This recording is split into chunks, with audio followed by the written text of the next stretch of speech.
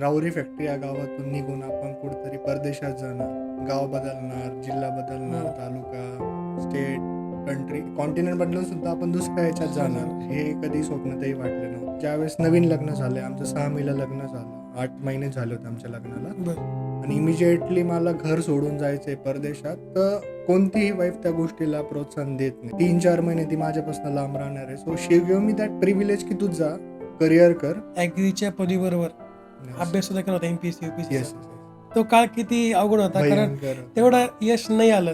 कधी झालं का घरून म्हणा किंवा आसपासच्या लोकांकडून की नाही झालं प्रिपेरेशन, असं काही ऐकलं की? तो ह्या प्रवासामध्ये मेन गोष्ट शिकायला भेटली माणसं, जे एक माणूस म्हणून व्हायला लागतं. अकॅडमिक नॉलेज भेटणारच, कुठं ना कुठं भेटणार आहे, बुक्स वाचून भेटणार, सगळ्या गोष्टी, पण एक मोरल लाईफ कशी असते, माणसाशी डील कसं करतात, गोष्टी सेफ कशा होतात, आपण कसं वागलं पाहिजे समाजात, आपण काय देणं लागतं. आनंद खूप होता की ह्या लेवलला जातो आपण, पण बॅक ऑफ द माइंड हे पण होतं की सगळं सुटणार आहे. मग MSc ॲग्री बरेचजण करतो, MBA ॲग्री हे थोडं वेगळं फील्ड आहे, आणि हे कसं आहे? दिस इज व्हेरी डिफरंट थिंग की एक हायटेक शेडनेटमध्ये तुम्ही ह्या लेवलचं काम करताय.